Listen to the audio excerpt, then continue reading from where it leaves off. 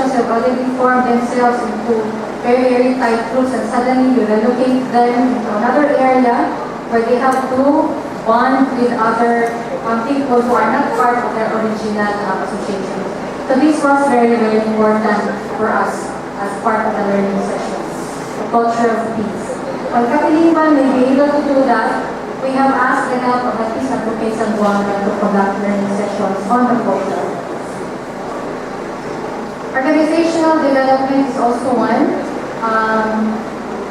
which also includes the participation of the children, because we have a program, a child and youth development program, which recognizes the capacities of children to be part of an organization.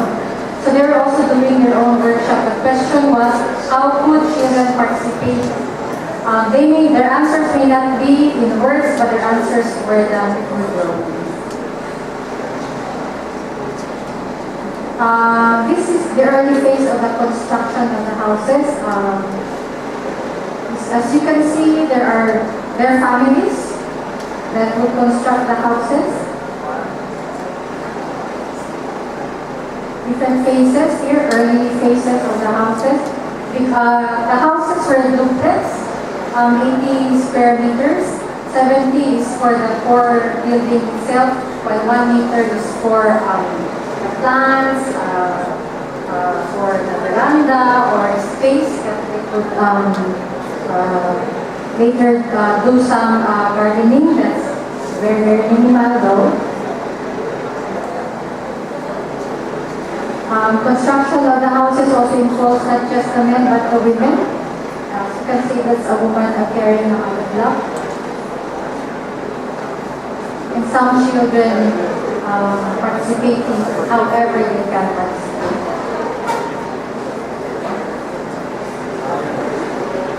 As you can see, as mentioned earlier, the houses were constructed in different phases, but while they do that, for as long as they already have a comfort room, a toilet, that was a requirement, they are able to transfer. So this one already has a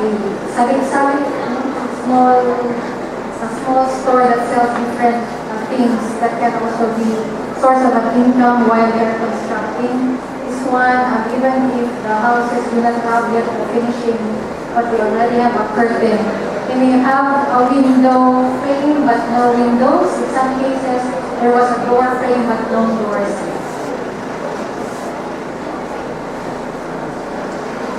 In the course of since 1998, 2000, we have implemented 3 housing projects. The first one is Tacloban. And the reason why we chose this picture to show they've already organized themselves into a homeowners association. It's composed of 198 houses on approximately 3-hectare lot.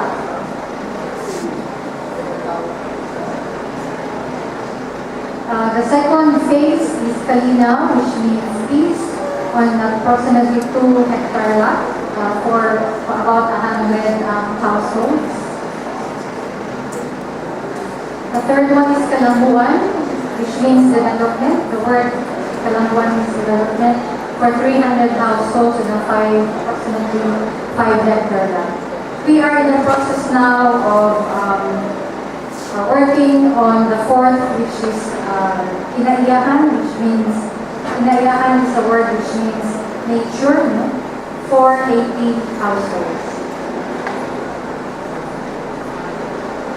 So I'm showing pictures of the different houses in different phases of construction. This is one area. Even the naming of the streets, they did themselves, no? Even if we did provide connections to electricity and to water, and the members themselves will apply to it, apply for the individual connections. It was also very important for them to maintain the water funds. In Zamboanga City, we have a water rationing situation now because we do not have enough water. And we also have a 6-hour brownout situation every day. So even if they do have connections to the water, sometimes the water will come out from the water pipe. So it was very important to maintain these wells in the community. The part of the community organizing strengthening was for them to also create their own committees.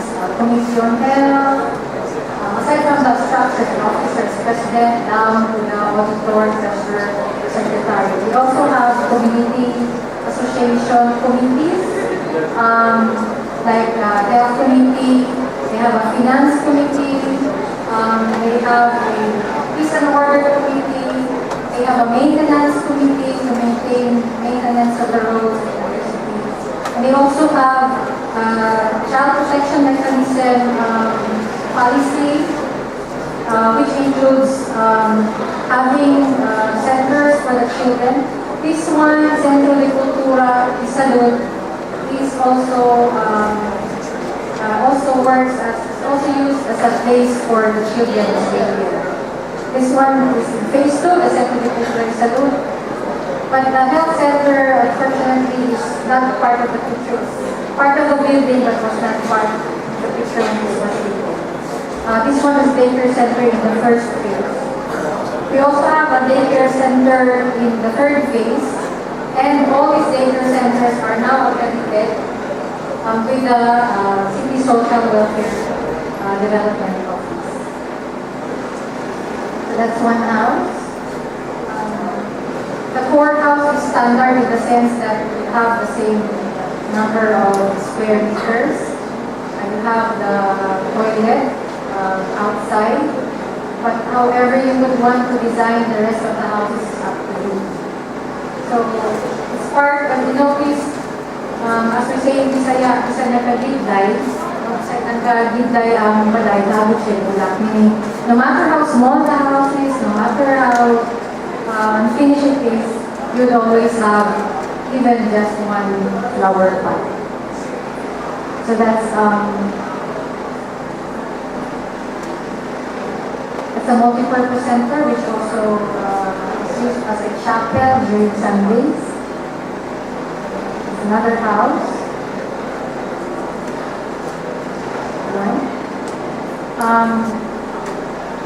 This is in the second phase in Kalinaw. During one of their anniversaries, and people from the other organizations went to visit them. But I'd like to end this sharing by showing this slide. Kita ang Tacloban means we are the community. And it's a continuing journey for these communities to manage things on their own. Governance as part of the organization, but governance, they're also asserting now that rights claiming because you would want the barangay local government units where their houses are located to provide other services which they otherwise can provide.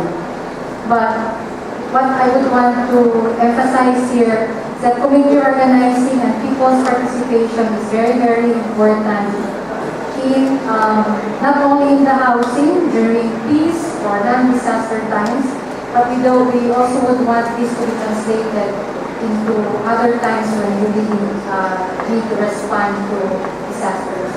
But as again, if you see the drawing, the painting, this is on the wall of one of the multi-purpose rental centers. When we talk about Tacloban, it involves different sectors within the community itself. Bicycle drivers, the children, the women, the men, the pork vendors, working together to continue asserting their life, asserting their rights, and continue building their lives individually and collectively. Daghang salamat.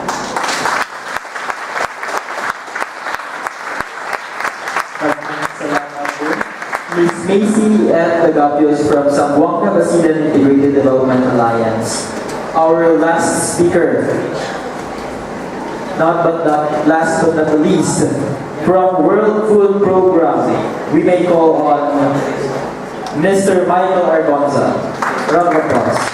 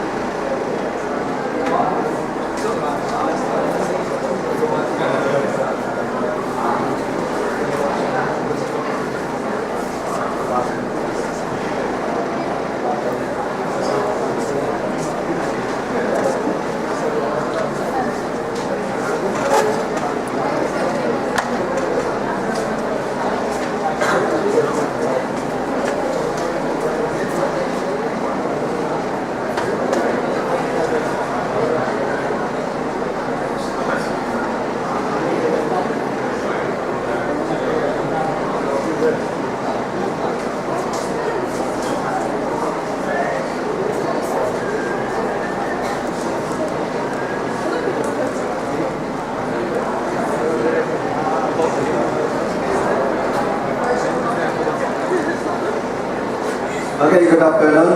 I will make my presentation very brief because it seems that everybody is already overwhelmed on the different information that I got.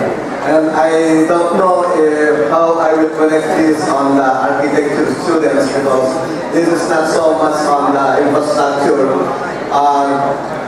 like buildings, but this is more on human infrastructure because we are dealing with food security. Okay?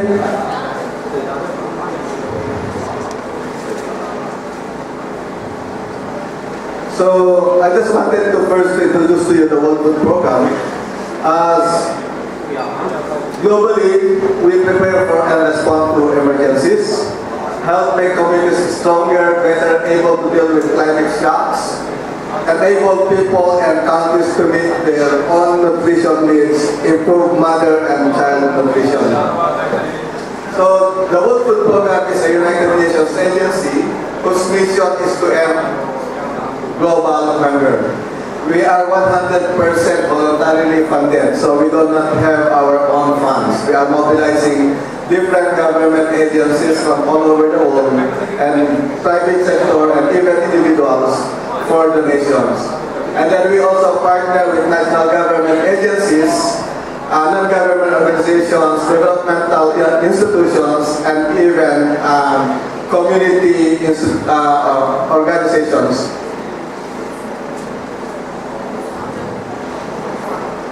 So in the Philippines, we are doing these four activities: meet the food security and nutrition needs of people affected by conflict and natural disasters in Mindanao, policy development and advocacy for food and nutrition security, enhance disaster preparedness and response system at the national and some subnational levels to ensure timely responses to natural disasters, and then provide life-saving for food assistance in disaster.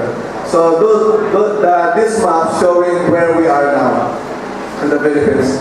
For Mindanao, specifically we are doing the food assistance for our asset. This means we are not only providing food during emergencies or disaster, but we are continually rehabilitating their source of livelihood to ensure that they are food secure even after emergencies through food assistance for asset. And then nutrition support for pregnant and lactating women and school feeding program. We also do countrywide program, disaster preparedness and responses in those provinces in green and municipalities. And of course, national capacity development project with the national government, particularly the DSWD, Office of Civil Defense, and the Department of Interior and Local Government. So WFP as a cluster lead. So we are cluster lead for food security and agriculture. And we are also cluster lead on logistics, and we are also cluster leads on emergency telecommunications. So those three leads during emergencies are being mobilized and led by the WFP. So as logistics expert, we as WFP lead for transport for the entire humanitarian community as well as the United Nations Humanitarian Air Service. During Hayan, we mobilized the UNHAS. So we also established different hubs that are being used by the different humanitarian organizations. We are not only the ones utilizing those warehouses or movable storage units, what we are saying in the humanitarian jargon, but all the humanitarian organizations, including the government, are also using those infrastructures, those movable storage units that we have constructed, especially in Palo, because that's the largest area where we constructed those kind of storage units. And then we are also capacitating assessments by the government in terms of the needs assessment after the emergencies. Standby arrangements, we have prepositioning of food and logistics support, transport support, and of course preposition rice and high energy biscuits from Australia. So the result is immediate assistance provided to affected population. Like for example, in the Hayan experience, all the food sources, especially in those stricken areas, were lost. So we have to mobilize and the transport of different food and non-food commodities from different regions and different areas of the Philippines. So applying lessons learned from Hayan, because we have some difficulties, not only World Food Program, but especially the government and other humanitarian organizations, we have the difficulty to bring the needed assistance to the affected population. We have now existing partnership with the donor communities like the OFDA and the BIPAT for the strengthening the capacity of the national government in responding to the emergencies. So in this specific undertaking, we are partnering with the Social Welfare and Development Office and of course the Office of the Civil Defense.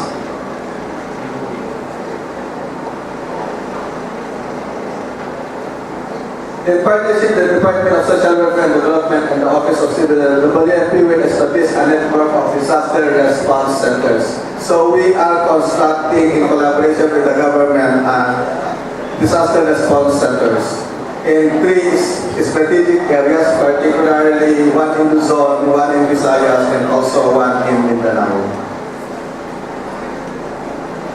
And then we have also rapid deployment of national disaster response equipment by pre-positioning of relief items of operational support equipment. These are like generators and also movable storage units. And then timely coordinated receipt and dispatch of international humanitarian assistance. The facilities will be established and designed to fulfill 4 operational functions, enable to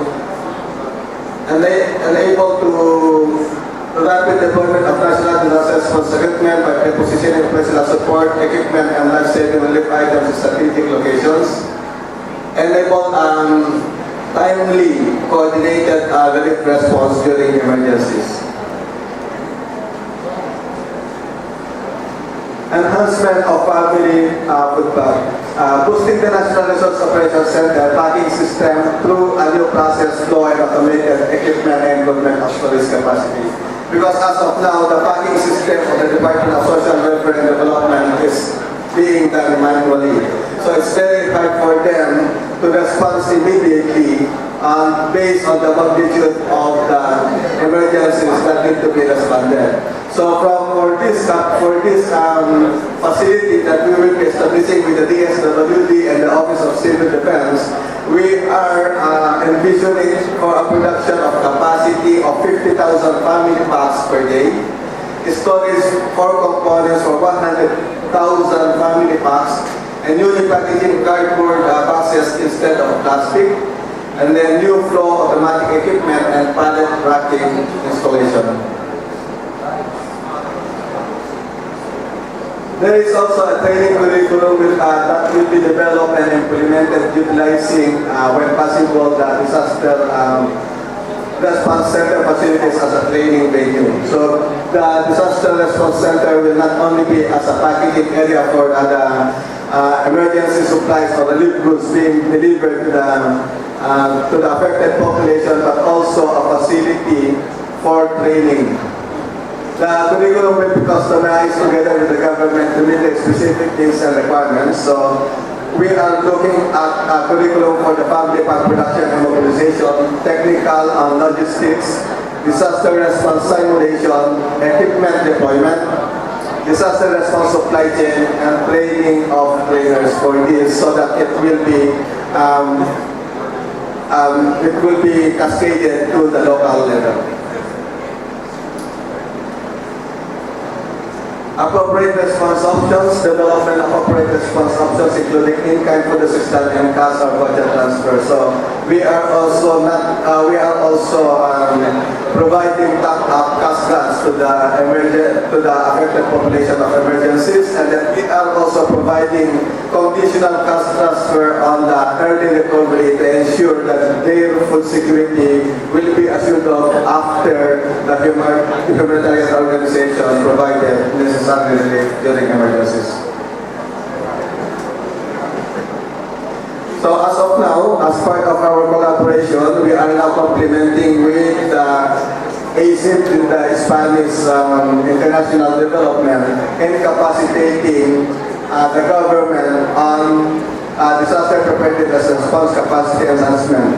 So the ASIP have an impending program for the technical assistance of the government of the Philippines for this undertaking. While the WFP, parallel to the ASIP thing, is also implementing the same. So instead of having a different avenue of collaboration with the government, we are now in negotiation with the ASIP to complement each other in enhancing the capacity of the government of the Philippines during emergencies. And then, of course, if you have more questions, just contact them. Thank you very much.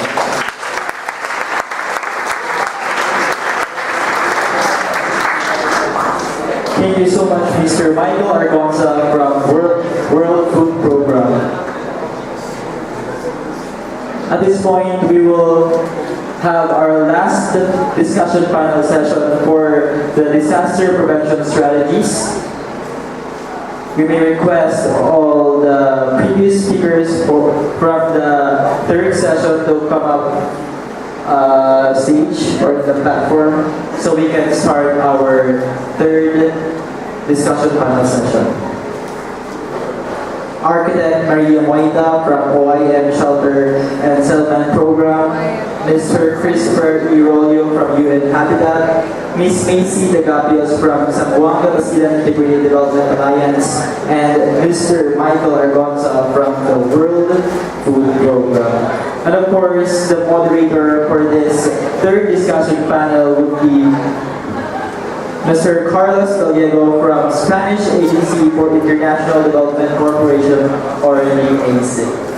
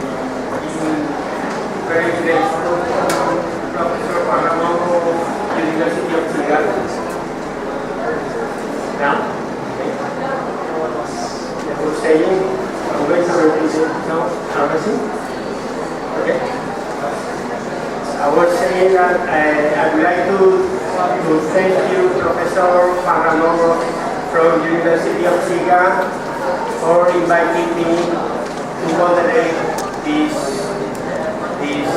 very interesting panel. So, in order to start with the question to our experts, I've been trying to remind all the interventions in the whole day and trying to understand which are the topics which have been more popular, and try to talk about the topics a little bit less popular for our experts. So I think most of the experts have talked about shelter, about housing, and even about the relationship between those two. Some other people have talked about urban planning also. But not that many people have talked about a very important concept, at least to me, and it's about urban space. Urban space with the different scales. So, and I would like to address this question, this specific question, to our guests.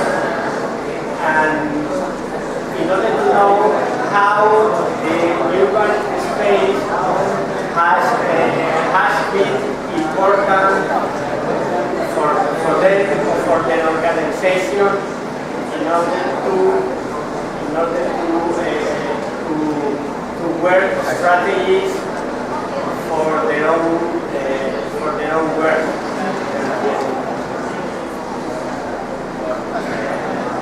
How urban space as a concept is very important. I'd like to start by saying that the groups that we work with in Tacloban, even sa Liga for that matter, have been labeled as urban poor. They are identified because of the location that they are in, which is the urban. They're identified with it because they are poor. That has helped us frame the kind of responses or interventions we have done. For one, we have made a critique on the term urban poor. It's a label that to us is very derogatory in the sense that aside from being a poor person living in that urban space, you also have other things that you should also be recognized for. For example, you are a worker in a factory. You are a vendor that peddles a lot of things so that you can eat 3 times a day. You are a cargador or fourth stevedore. You are you may be poor, but you contribute to the economy of that particular urban space. Hence, if you contribute to the local economy of a certain urban space, then you should also have, you should also be able to be provided with certain services that benefits you as a person living in that space. Meaning, being an urban poor person does not define you.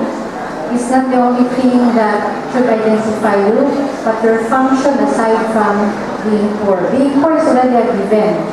The space that you are in being poor is also a given. But you should not be relegated to just that identity. Governments should also respond to the needs that they have.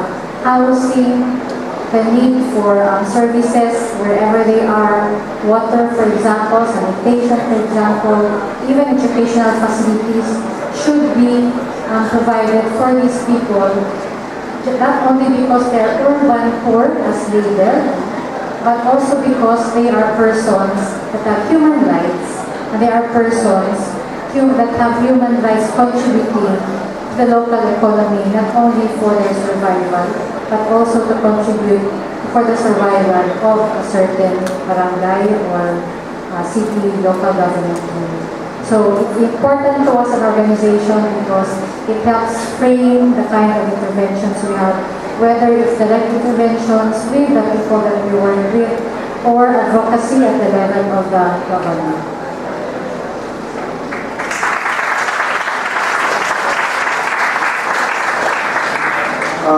Urban space. I think we have to, I'd like to categorize or to clarify urban space.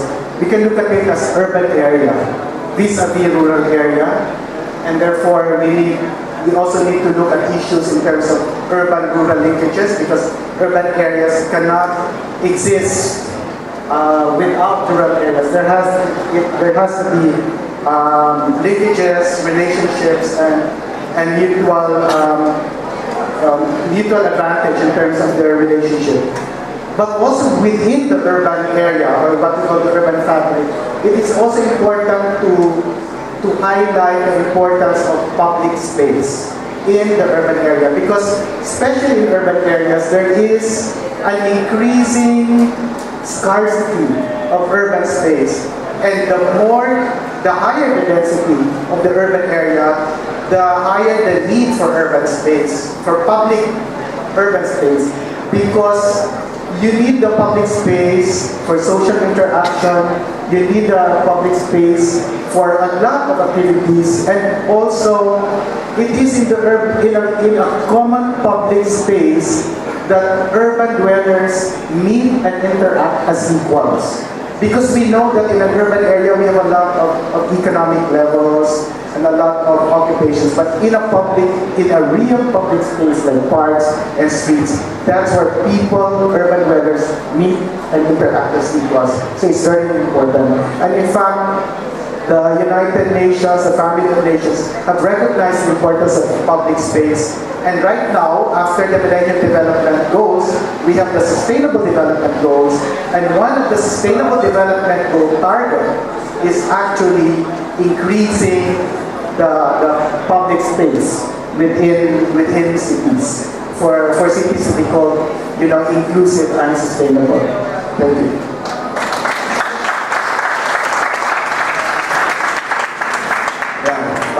How WFP works strategically on urban areas or urban space. For the World Food Program, as a humanitarian organization, there's a very big difference between urban areas and rural areas, because in urban areas we have to consider the different set of livelihood that they have within the area, which cannot be rehabilitated immediately, that can be assured them for their food security. While in the rural areas, there are other spaces that can be utilized, that they can start up again their economic livelihood, that can assure them of their food security.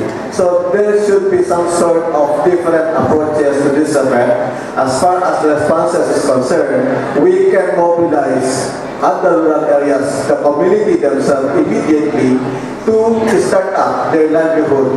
But for the rural areas, we have to collaborate, and there should be a very intense collaboration and coordination with the different livelihood providers or the employers of these people within the urban communities, so that the food security of the people that were affected by emergencies will not be prolonged and can be responded immediately in collaboration with the different stakeholders at the urban area.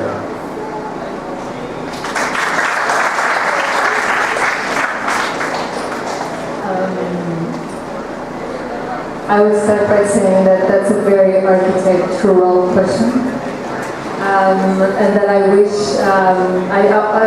The reality is we often don't speak about urban space when we're doing emergency response. We talk about urban areas. We talk about different needs in urban areas and urban and rural areas. We talk about urban displacement, but we really don't talk about urban space in the way that I think that you were asking. And that has to do because everything that is related to urban is a lot more complicated to deal with.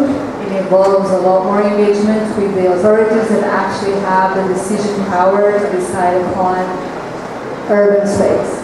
And therefore that complicates things in terms of when we, again, are operating in a very tight schedule and thinking about saving lives. Having said all of this, there's more and more work that is being done to address urban space as part of a key requirement when we're assessing or assisting needs of the affected population. And there's more and more efforts towards looking at urban solutions, such as rental housing, supporting the market of rental housing, looking at repossession of areas that where informal settlers are. But all of that implies change, and change implies time. And often we don't have that time.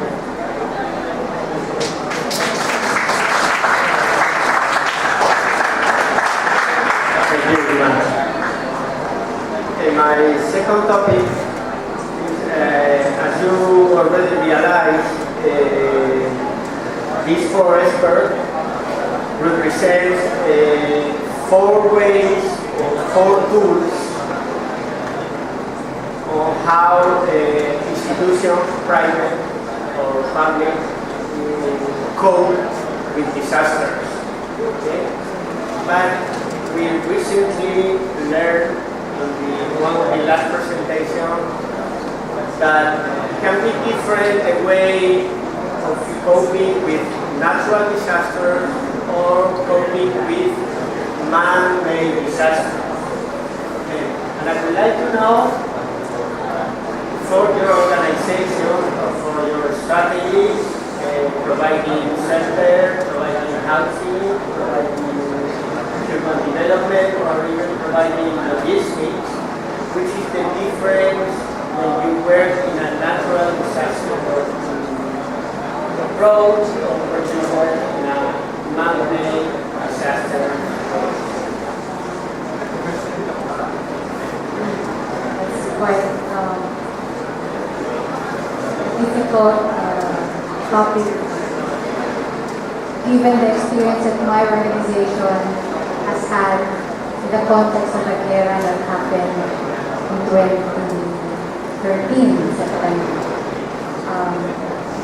A lot of the people that we work with in the different communities have experienced flooding in whatever forms, but not in the same magnitude as the one in Sandong, Pablo, Ayan. But our response was to provide, if they needed assistance to be brought to the evacuation centers, then we would do that.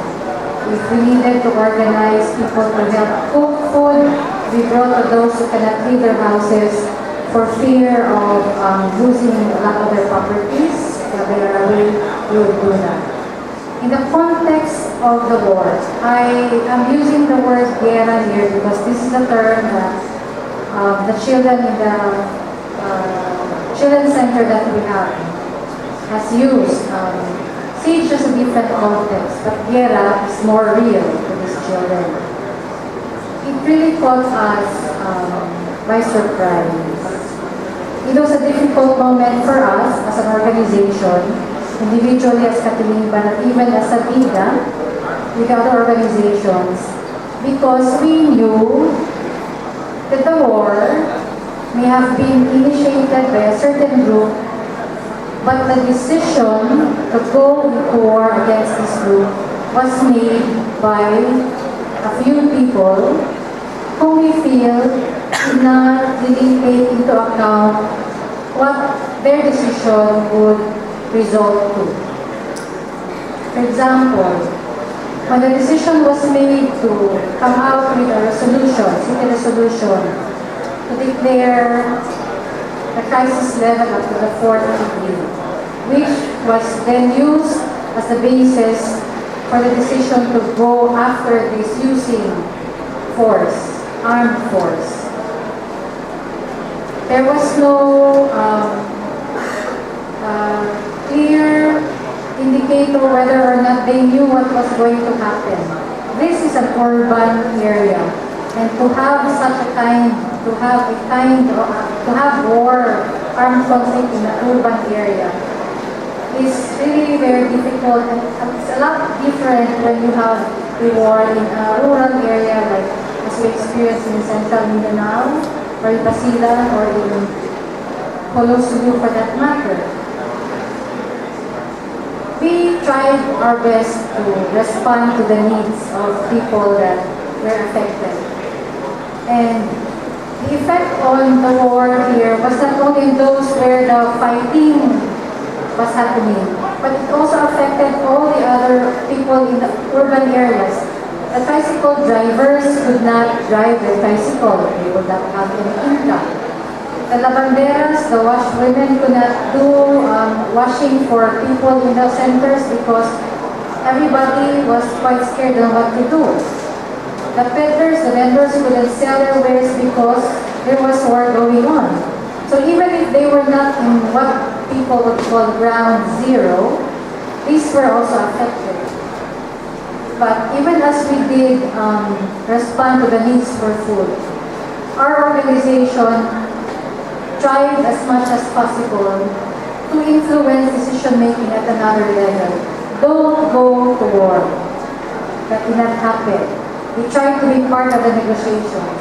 Another one is, okay, there's war already, but please declare it a humanitarian crisis.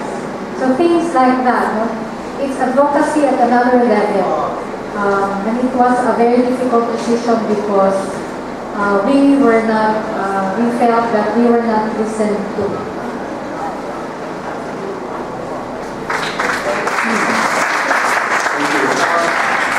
I think whether it's natural or man-made, a disaster is a disaster. And the impacts are really great in terms of affecting the quality of life of those affected. But I think when a disaster strikes, more or less it affects everybody, although the vulnerabilities are different. No? It's the same, almost the same for man-made, but I think the motivation is different, and therefore the response would be different. I remember when we were discussing our response for the Cotabato and projects. No, sometimes the reason for the response is not because that is the most logical thing.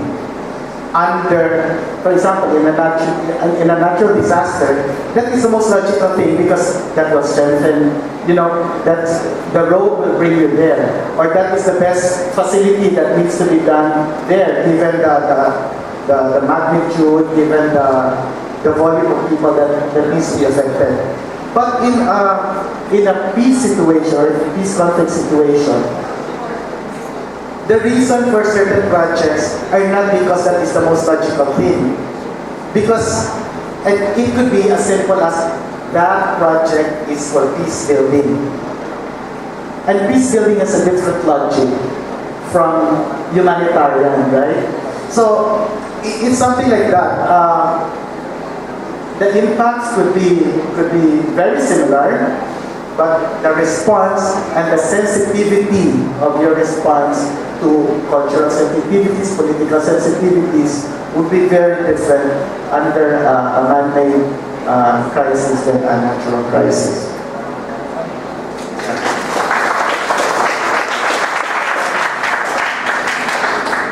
I can say that there is a very big difference understanding the natural disaster and the conflict affected areas. So for the natural disaster, we should only strengthen the collaboration and coordination to have a synchronized approach in responding to the needs of the people that were affected, taking into account the do no harm principle at the same time, the exclusion and inclusion of the different stakeholders, particularly the affected population on the ground. So we have to understand that kind of dynamics within the different stakeholders because and the different organizations, there's instead of being collaborative to each other, they have become competitive to each other. So we have to erase that kind of culture. And then another thing for the natural disaster is you have one vision to really rehabilitate and assist those people that were affected by the emergency or the natural disaster. And then for the durable solution is to have a collaborative plan how to bring back better the destroyed assets and livelihood of the people that were affected by the natural disaster. While in conflict situation, we have to weigh the different thinking and dynamics of the warring parties. Like for example, for the MILF and the GPAs, BIFF, MLF affected areas in Mindanao, we have to consider the different groups, particularly that we cannot collaborate in, very well with the government because they are also a party of the conflict. So if the government is a party of the conflict, the collaboration with them can also harm the immediate response because these other parties that were involved will not or cannot accept the assistance that you will be providing because they might be telling that that is only a showcase for the government for them to stop the struggle that they have started. And then aside from the understanding or weighing the concerns of the warring parties, we have to, as a humanitarian organization, being neutral and impartial, we have to weigh the concerns of the warring parties or the warring organizations. And then of course to coordinate from the top to bottom. We are not coordinating from bottom to top because they have their structure of command. So if there's a chain of command as far as the government of the Philippines is concerned, there is also a certain structure being followed by the different struggling group. Like for the MILF, they have the Central Committee. The MNLF, they have committees with different factions. We have to consider all those factions, plus the BIFF, plus the private armed groups, so that can spoil every move to assist the affected population. So we have to consider the different dynamics of those groups.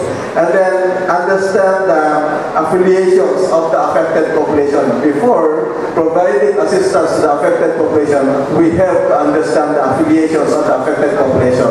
We should not go there and then telling what we wanted them to become or just give them the assistance that they cannot even understand or they don't understand where it came from.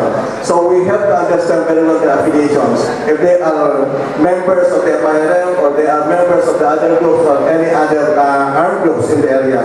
And then of course for durable solution, this is the overarching mechanisms for peace building that needs conflict transformation and later on reconciliation before doing any durable solution or development activities that need to be undertaken within the conflict affected areas. And most of all, we have to consider governance, not only the governance of the government, but the governance of the struggling party.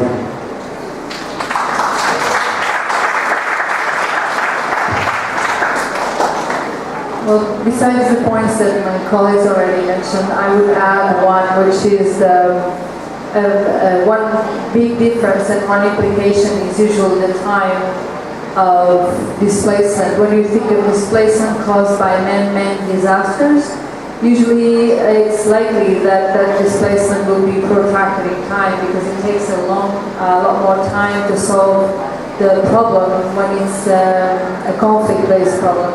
And that makes also return more challenging when you think that it's not only, for instance, a sheltering problem or an education problem, but it's the tensions that are lying within the community. And that's our colleague from Zamboanga, what she described, that culture of peace that needs to be added into the whole process. And that means that you have to look into providing assistance and considering the needs of people that will not be at their place of origin for a long, long time.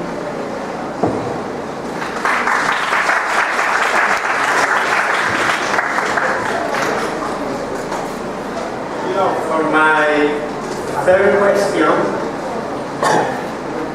I have no more questions. You know why? Because when you moderate a panel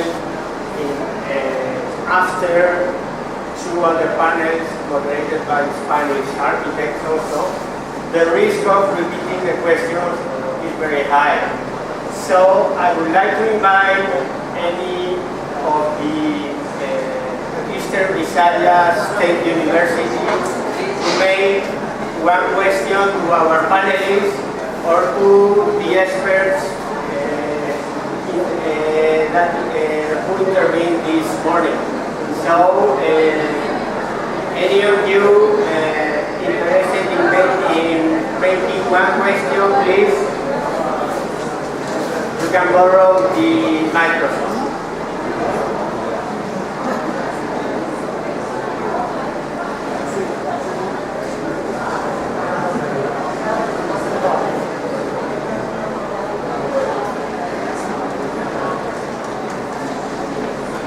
I'm not going to wait that much, so, but a little bit more, of course. So, I'm very sure any of you have very interesting questions for our panelists. Otherwise, it's going to be me to make a question for you.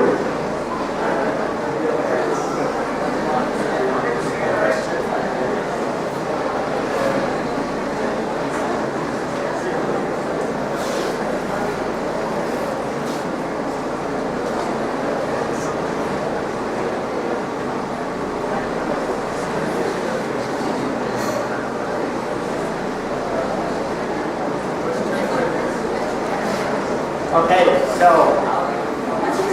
last try. You have no question? Sure? So I will make my question for you, and it's a very easy question, which was already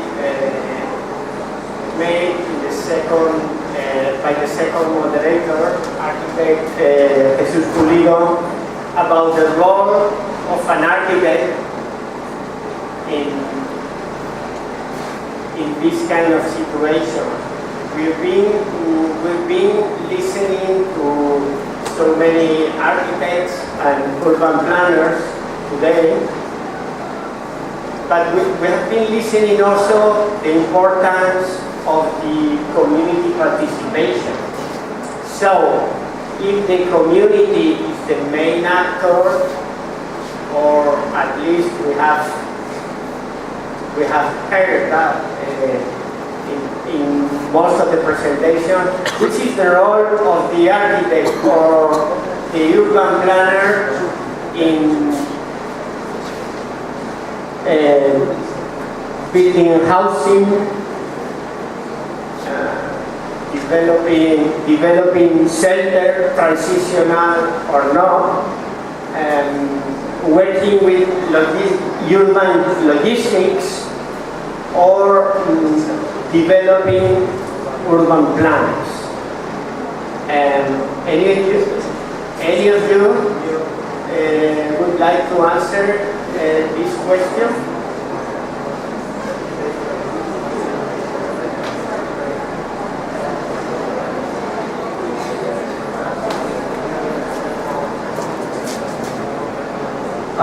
For me, the role of an architect as an urban redevelopment planner is that the architect should hear or should listen to the community, because what he makes for the community is, what he plans is for the community. So if he knows what the community needs, then perhaps he can design something that would be really effective for the community. Of course, the architect should not only be the designer but also an architect should to help an architect should help the community to be aware of what are the causes of these disasters. Like for example, they should, like what Mr. Funo has said earlier, that nature is really important in the community, and so an architect should not only build for his own purposes, like for profit or something like that, but he should also build with the essence of protecting the community as well as nature.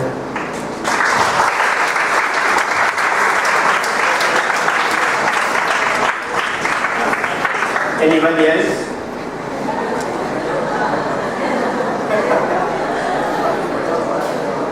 One more at least. One more.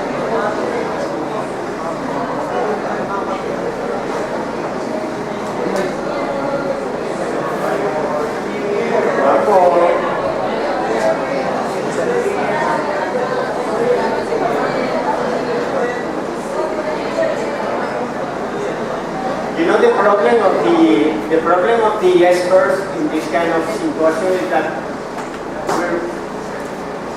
we really get tired of listening to each other. We know each other very well.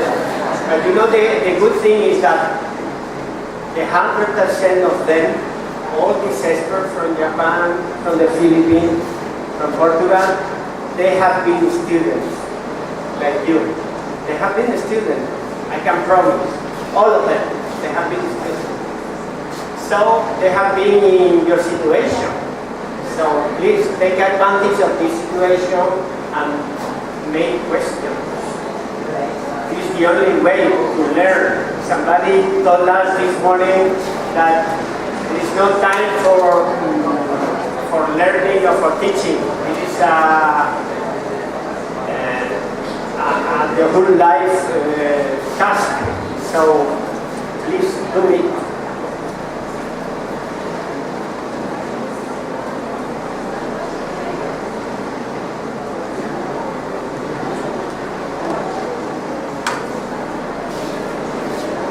Anybody's ready?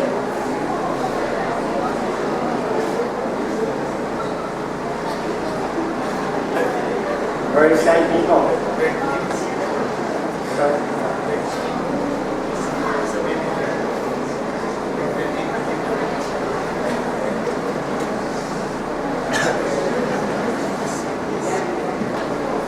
Okay, so anyway, okay, as I don't want to be accused by my colleagues of really the problem of the dinner. Okay, I would like really to any of the experts to answer this question. Any of the experts who were in the panel 2 to answer this question about the role of the architect in this kind of, the architect, sorry, or the urban planner in this kind of situation. Also, any of you, if you would like to answer.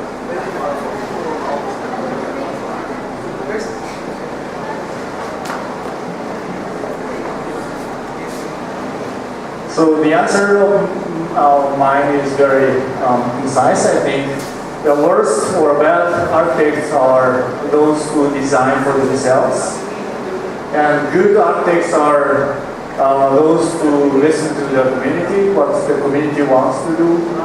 And the best one is harmonize, who can harmonize those things. So not only to listen to what the community says, it's sometimes wrong. So as an expert, they must not be obedient to what the community says, but not selfish, but who can combine those two components. That's all.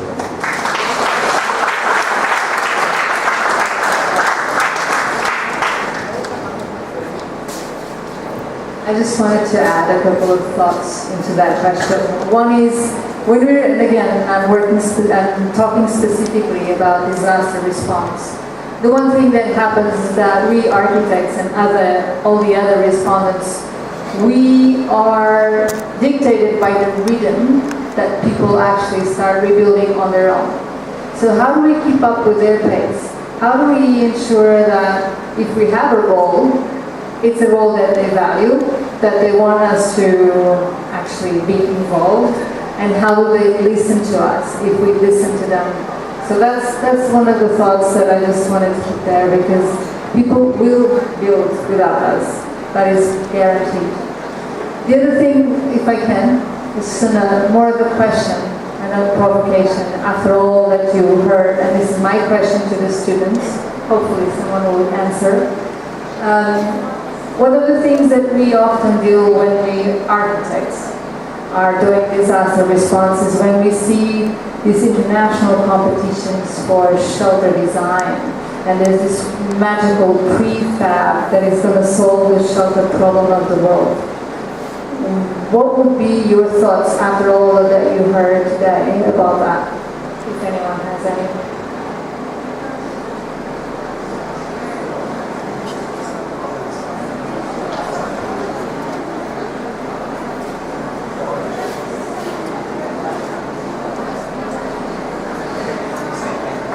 It's a very demanding panel.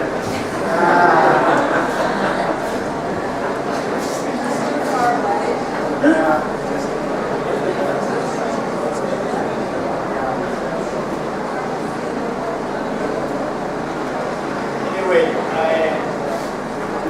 hope you take your time at home or whenever to think about those two very important questions about architects and urban planners.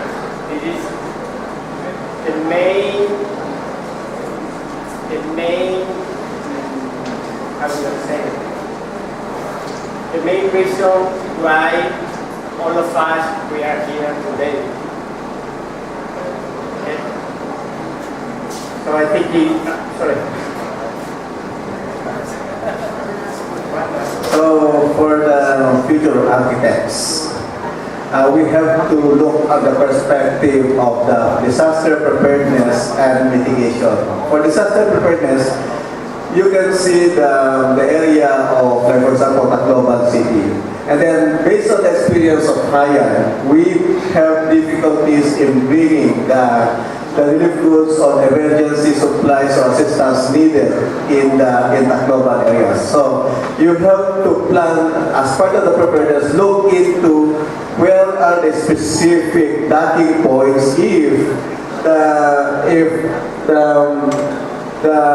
areas that is usually used is not available, is not being used anymore. At the same time, look at the perspective of what we did earlier, that we use the helicopters and the transportation to drop the food where the people affected were. So look at those perspectives. If this Tacloban City, knock on wood, will again experience the same, at least there are already some areas that it's already been can be used logistically to transport the needed assistance for the affected population.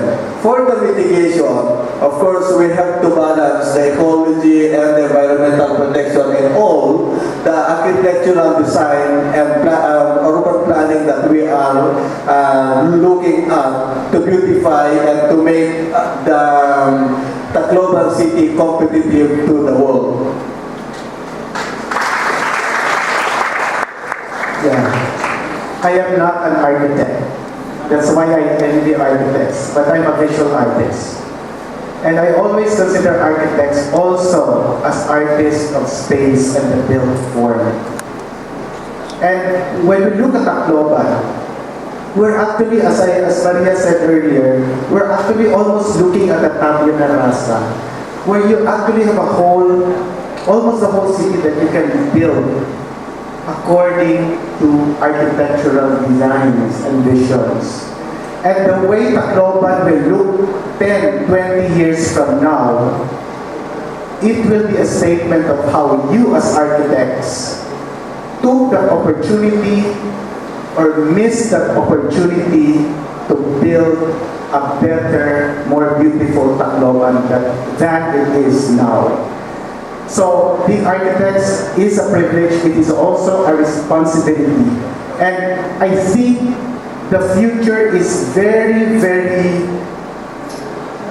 bright for you to actually practice your craft. In many situations, in situations like we were discussing this earlier, in Europe, there is not a big field for you to practice your profession anymore because almost everything is built. Here in Tacloban, you have all the opportunity to practice your craft, and therefore you should take that challenge and better be very good architects. Because if you're not good architects, I think that is what Tacloban will be. It will not be a good, beautiful Tacloban. And that is in your hands. Thank you. One last note, I was talking earlier with I asked why you have a College of Architecture and Fine Arts, but it's not the same thing here in EBSU, no? It's College of Architecture and related other allied disciplines, and so different things. But I'd like to emphasize here, whether it's allied disciplines or fine arts, having worked with communities who have been rendered voiceless by some structures and who struggle now to be heard, the art of listening is a very, very important skill that I hope you as architects to be, or architects already, would have. For example, why would a mother insist on having the door face the east? In architectural parlance or that architectural design, what does that mean? Why would a child want to have a bigger room? Or in the context of disaster response, why would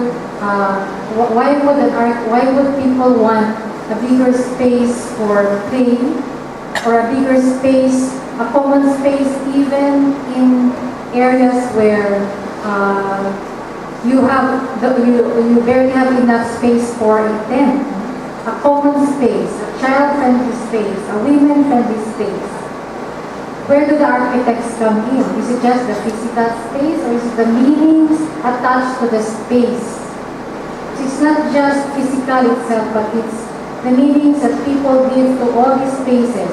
The urban space that Carlos was saying earlier. When you decide to have these spaces designated for this or that, who gets excluded and who gets included? Because meanings will always vary depending on who in the community you're responding to. The challenge is to be inclusive as much as possible, recognizing the different meanings we have to all these spaces, but at the same time, not losing what we're supposed to be doing as architects, considering that it has to be durable, it has to be sturdy, things like that. So, yung challenge lang, an invitation ko sa'yo working with different communities and organizations is be an architect that recognizes spaces, but be an architect to also listen to what people do to all these spaces. The meanings should be part of your work as an architect. Maraming salamat.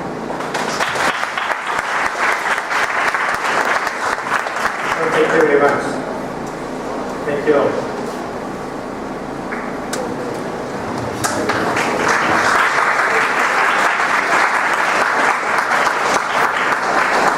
Thank you so much to our last set of speakers, Architect Maria Moita, Mr. Christopher E. Rolio, Ms. Macy Degapios, and Mr. Michael Argonza, and for the moderator, Mr. Carlos Gallego. To formally end this conference, we would like to call on Mr. K. Minohora for the closing remarks. A round of applause, please.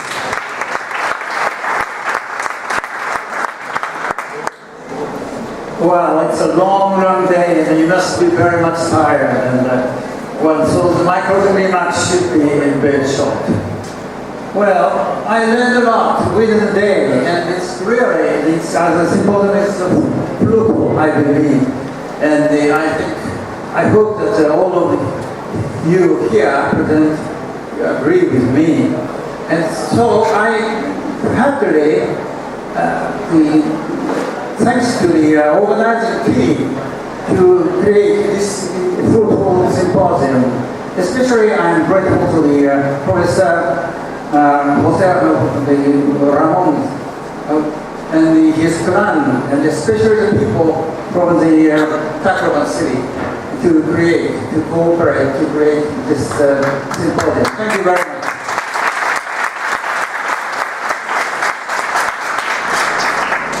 Now, I'm quite an old man, and learning from the past experiences, I believe that big disasters are not something like quite exceptional or never come again kind of incidents. On the contrary, these kind of disasters are a part of a human living environment, human history. So you have to endure with that. The problem is, how do we understand, we conceive these disasters? But if we accept this, the disasters as a reality, then what matters is the resilient power of the people who suffer. That's a basic, fundamental, key factor. And in order to rely upon the resilience of the people, we have to rely upon the indigenous factors like local material, local technology, and even if it's the global economy and business-oriented or still appropriate technology should be incorporated rather than high-tech, the most advanced technology. That's one factor. And the second factor is people's strong will to set up a game.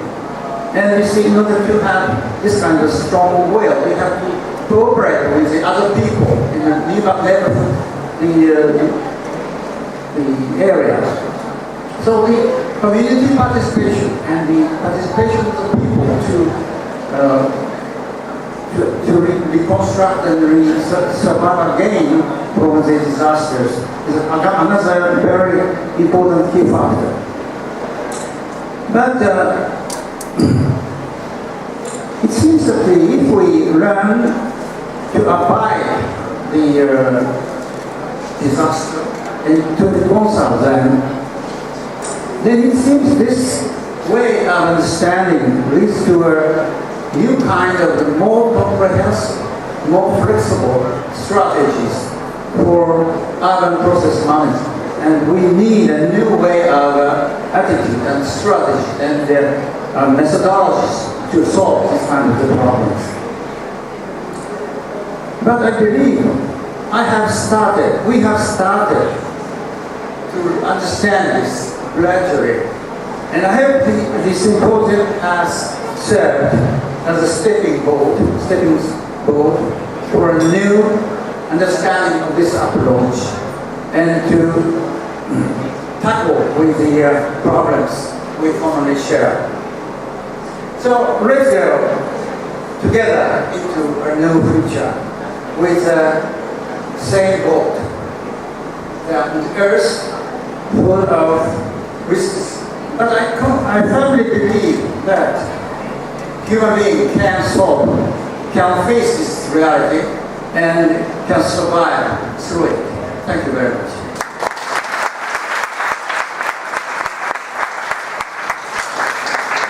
Thank you so much. And of course, we would like to thank our amazing speakers. Guys, can you please say thank you? Thank you so much. Arigato, gracias. Maraming salamat sa ating mga amazing speakers. A round of applause to everyone, please. And for now, we may call on all the speakers and the guests to come up in the stage for a picture taking.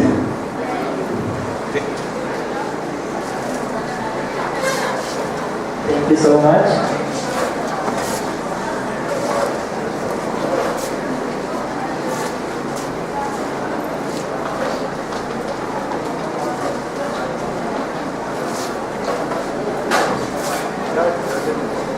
course, we would like to thank the Japan Society for Asian Pacific Poverty Studies, Japan Foundation, the University of Shiga Prefecture, Eastern Visayas State University, and the city of Tacloban.